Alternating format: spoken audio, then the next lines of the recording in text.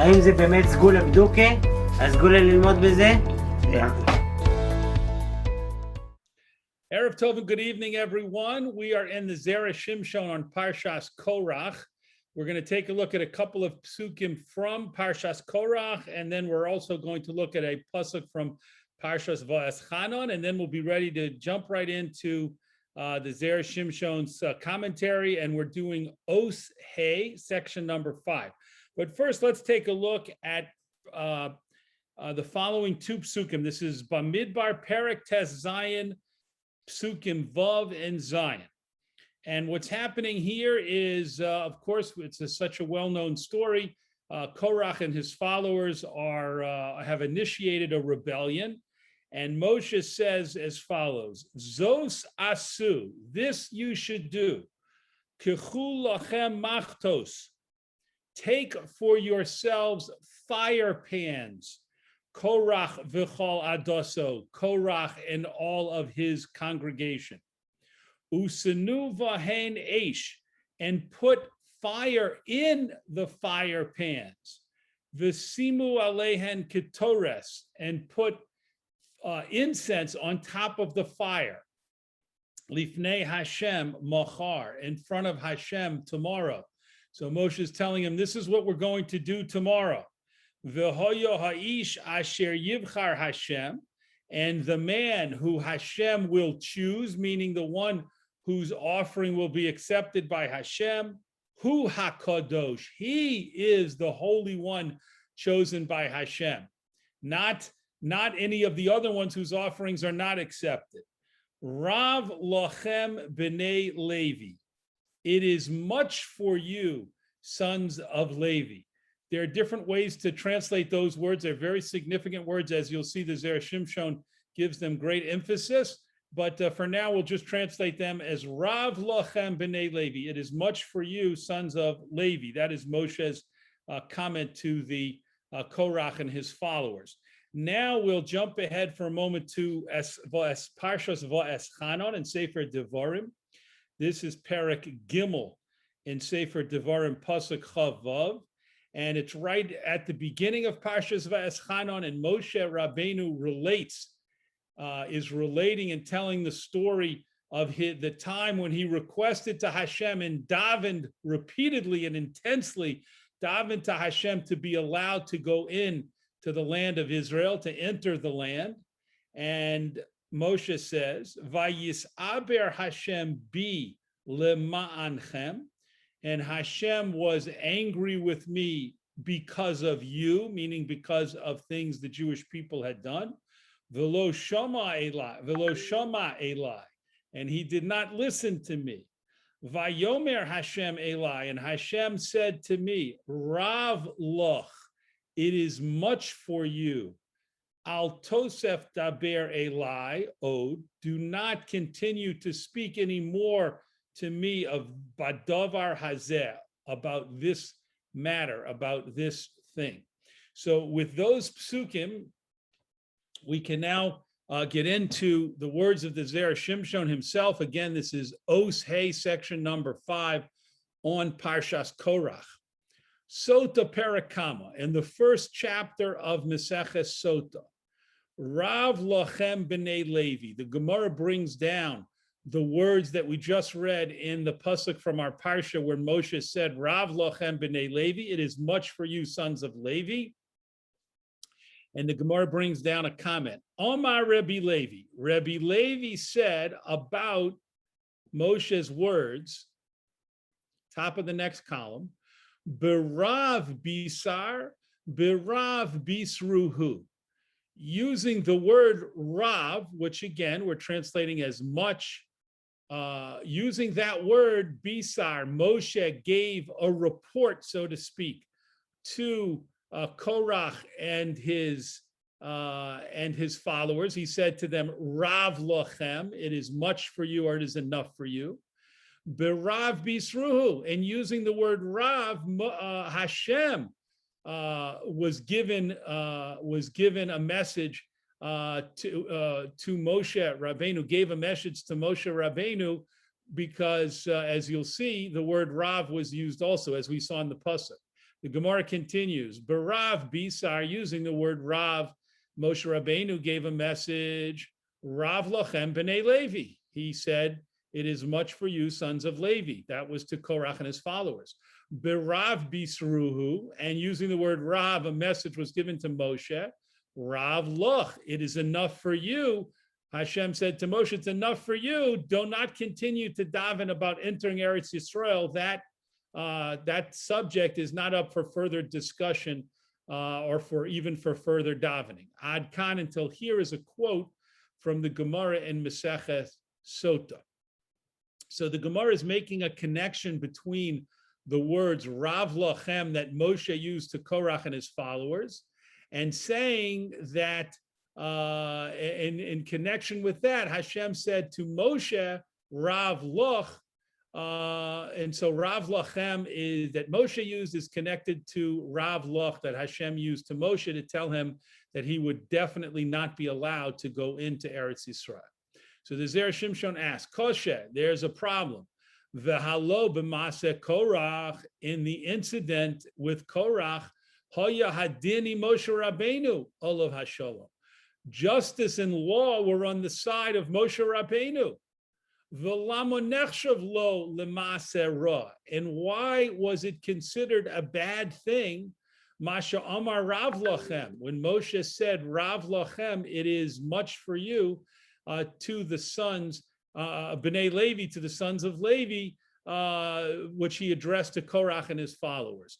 So the Zera Shimshon's question is, it would appear that the point that's being made in the Gemara in Masechet Sota is that Moshe was being punished for using the phrase Rav lachem to Korach and his followers. And that doesn't seem to make sense, since Moshe Rabbeinu, it was a rebellion. Moshe Rabbeinu was being victimized by a completely unjustly and unfairly, Moshe and Aaron, by a rebellion without any merit or substance from Korach and his followers. And so, of course, Moshe Rabbeinu should have rebuked them and spoken harshly to them. And everything he did should have been justified without any problem, without any question. So therefore, why is the Gemara in Sota seemingly telling us that because Moshe said Rav lachem, Hashem then said Rav loch to Moshe and did not allow him to go into Eretz Yisrael? That's the question that the Zera Shimshon poses. Let's continue. Umilvad mashikosav bozeh hamegala amukos. Besides for what the sefer Megala Amukos writes about this issue, Od nire lomar, it would also appear that we can say, Imashe kosav hashach, what the Shach writes in his parish on Chumash, al pasuk kuchu lachem machtos, on the pasuk which we read when Moshe Rabbeinu said to Korach and his followers, you should take fire pans. Moshe Amar Lahem, Moshe said this to them. Moshe Amar Lahem Cain, Moshe said this to them, Kidei, in order, Sheyomru, that they should say, She'ein Lahem Machtos Shel Kodesh. Moshe set them up, so to speak, by saying, take fire pans, because he hoped that they would realize and reply, we don't have access to fire pans. Fire pans are utensils that are specifically used in the Mishkan, and later were used in the Beis HaMikdash to as part of the avoda, as part of the service. Regular people didn't have access to these sacred and holy fire pans, and Moshe wanted the Korach and his followers to say that. V'chein, and similarly, usnu vahen eish, Moshe said to them, get these fire pans and put fire in them. Dahainu eishel hamizbeach, which specifically was referring to fire from the Mizbeach, from the holy altar. Velo eishel hedyot, and not fire that any regular person might have at his home.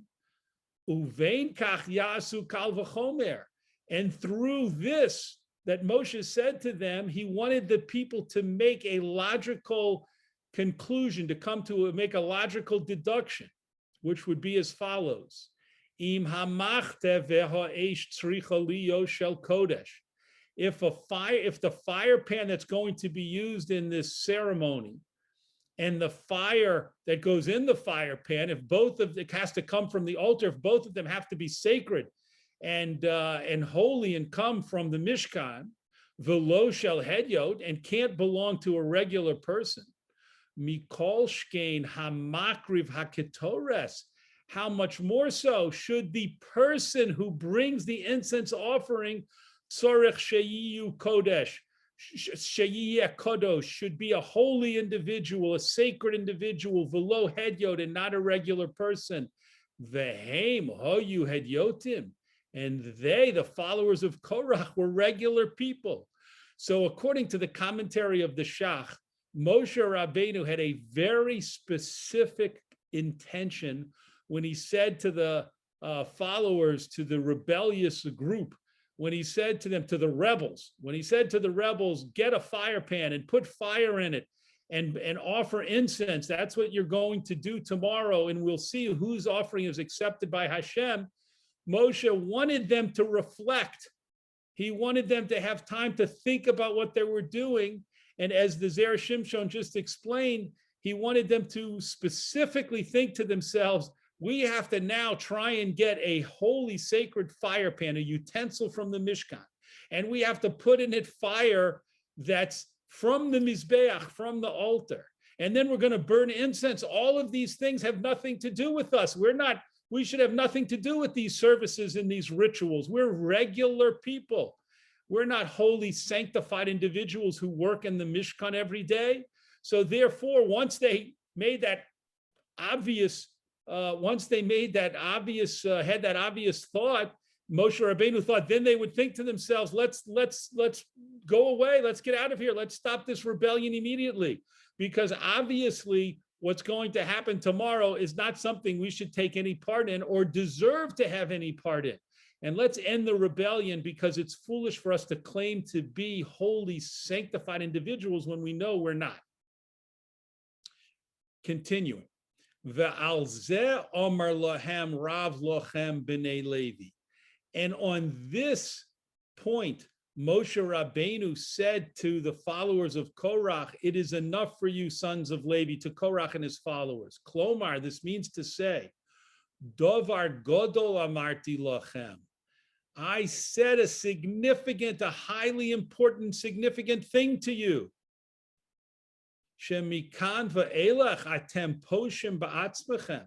From now on, after you heard me tell you to get the fire pans and the fire, and that you're going to light the incense, now if you continue the rebellion and you do this tomorrow, you are committing an intentional sin against Hashem, ba'atzmechem, with yourselves, with your lives. You're putting your lives on the line if you continue.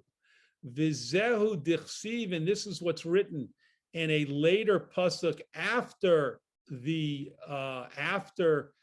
people are burnt up, who tried to make the offering and swallowed up by the earth. After that, Hashem says to Moshe to appoint Elazar to go collect the fire pans, and the pasuk says, "Es machtos achatoyim ha'ele b'nafshosam." Hashem says, tell Elazar to go pick up the fire pans of these sinners who sin bin nafshosam, with their souls. Dimashma, this implies she'ovdu atzmon ladas, that they had lost their lives or caused their lives to be taken with full knowledge. Bimered, with their rebellion, uvemal, and with their act of taking sacred things and using them for their own purposes. Machmas hasro'a zu shel Moshe, because of the warning, because they ignored the warning of Moshe Rabbeinu. So the Zera Shimshon tells us that using the commentary of the Shach on the Torah, we can understand in a much deeper way what Moshe Rabbeinu was saying to Korach and his followers. And that is that he told them, we're no longer playing around here. We're moving from a rebellion, which if it doesn't stop, will lead you to offer a sacrifice that you well know you cannot bring and should not bring, and that the penalty is death for a regular person who tries to bring an offering from Hashem of incense with the fire pans and with the fire from the Mizbeach. There's no other possible outcome than your own deaths if you continue. And they did continue, and therefore they were responsible for the loss of their lives through sinning intentionally and with full knowledge and awareness after Moshe's message to them. And according to what we wrote previously, and you can see that was in Os Gimel, section 3 on this parsha, B'Shem HaYalkut Reuveni, in the name of the Yalkut Reuveni, Shekishenaf al Moshe al Panav, when Korach came and Dosan and Aviram and the rebels, and they came and they presented their claims to Moshe, and Moshe fell on his face. Heru lo min hashamayim, from the heavens, something was shown to Moshe, a vision was shown to Moshe, shekorach efshar lo lehinatzel, that it would be impossible for Korach to be saved, that no matter what, Korach was not going to escape from this incident, from this rebellion that he brought. Shekfar nigzar dino b'sreifa, that his ruling to be burned was already decreed by Hashem, and there was no way for Korach to escape. Aval adoso, but the congregation, the followers after Korach, efshar lahem lehinatzel, Moshe was shown that they could survive. Im lo yasmidu, if they would not continue to adhere, v'yosifu bechatom, and add to their sins. So Moshe, according to the Yalkut Reuveni, was given a very, very significant message when he fell down to his face right at the beginning of Korach's and his rebellion. And he was shown that Korach was done and was finished, but his followers could be saved if they could somehow be convinced and persuaded to stop and cease the rebellion. In Cain, if so, lo hayolo leMoshe litein michshol lifneihem, then it was not appropriate for Moshe to put a stumbling block in front of them, meaning to suggest to them this that they participate in this fire pan service. Va'adarabba, just the opposite. Nikra, it is called shehigdil chata'am, that Moshe Rabbeinu enlarged, he expanded, he made greater their sin. She'asa'am poshim umezidim. And by doing by Moshe Rabbeinu, by doing what he did and saying what he said to the rebels, he made them intentional and rebellious sinners. Yoser mimashahoyu ad shechatu b'nafshosam, more than they were before the ceremony when they sinned against their lives. Ubazeh lo osatov, and through this and in this action it was not good. So let's pause here for a moment before the Zera Shimshon continues. The Zera Shimshon's original question was, why would Moshe seemingly be taken to task by the Gemara in Maseches Sota for saying to the rebels, Rav lachem b'nei Levi, it is much for you b'nei Levi, when Moshe was totally justified and Moshe was defending himself and Aaron and against these completely meritless and unjustified claims made by Korach and his followers. Why should he be taken to task for that? The Zera Shimshon asked.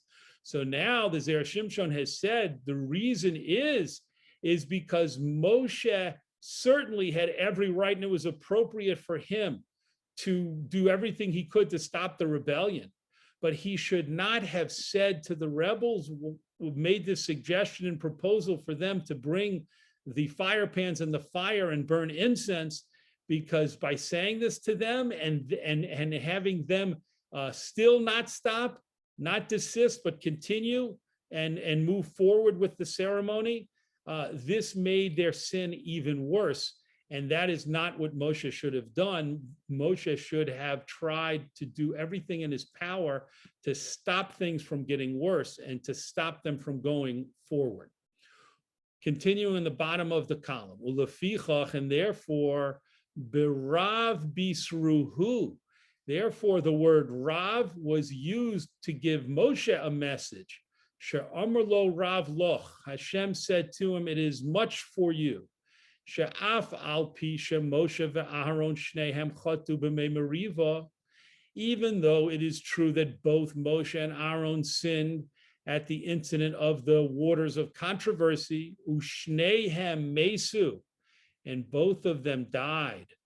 Continuing to the next page, Bamidbar, in the wilderness, b'chet zeh, because of this sin, im kol zeh, with all of this being true, yoser godol hayocheto shel Moshe, Moshe's sin was greater than Aharon's sin in that incident. Sheshama hatzivoy mipi hamokom, Moshe directly heard the command from Hashem to get water, to bring out water from the rock, to give water to the people. V'gam hu osa hamase, and he is the one who did the action. Dichsiv, as the pasuk says, regarding that story, vayach es hasela, and he hit the rock. That was Moshe Rabbeinu who used the staff to hit the rock. Ve'adarabba, and just the opposite, meaning just the opposite of thinking that perhaps they were equal. No, who garom la'aharon sheyamus? It was Moshe's actions that caused Aaron to die before entering the land of Israel. Shahare Moshe hikpid ve'omar, because Moshe became angry and he said, Shimu no hamorim, listen now, you rebels. V'chein pirish Rashi, and so Rashi explains al pasuk vayomer Elazar hakohen, on the pasuk of vayomer Elazar hakohen, Rashi says, bo lichlal ka'as, that Moshe came into the domain of anger, bo lichlal to'us, and this means he came into the domain of making a mistake. And Rashi continues, v'chein tamotze b'shimu no hamorim, and you will find the same phenomenon regarding the time when Moshe said, listen, you rebels, meaning the mice of the Mei Meriva, the mice of the waters of the controversy where Moshe hit the rock, and Hashem told Moshe and Aaron that they would not be allowed to enter the land of Israel. Ad kan lashono, until here is a quote from Rashi. Va'ata shekfar meisa Aharon bamidbar. And now at this point, when Moshe was davening to Hashem to be allowed to go into Eretz Yisrael, Aharon had already died. Halo einod makom leMoshe lehispalel. There's no more room, there's no more possibility of Moshe davening to enter the land, mikal v'chomer, from the reasoning of a kal v'chomer, meaning if Aaron already died and wasn't allowed to go into Eretz Yisrael, and Moshe's sin was worse than Aaron's, then certainly Moshe could not be allowed to go in to Eretz Yisrael. Ve'al zeh omar lo, and it's because of all of this reasoning that Hashem said, Rav loch, it is much for you, meaning that when Hashem said those words to Moshe, he was saying, Moshe, your sin was greater than Aaron's. Rav loch, it is much for you, meaning you caused the sin, Moshe, that happened at the Mei Meriva. And it is because of you that Aaron wasn't allowed to enter Eretz Yisrael and he died in the Midbar. And so therefore you must stop davening to go into the land, because that prayer will never be granted, and you too will die in the Midbar before the Jewish people, before Bnei Yisrael enters the land.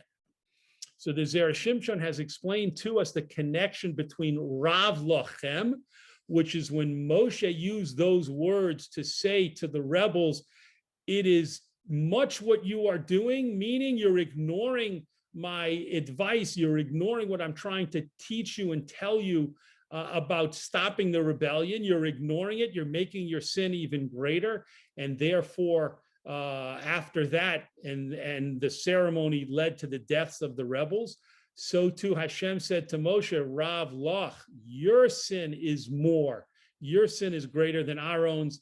He died in the Midbar, Kal v'chomer, you too, how much more so you too, Moshe Rabbeinu, will die in the Midbar. So that's the end of the Zera Shimshon's first explanation.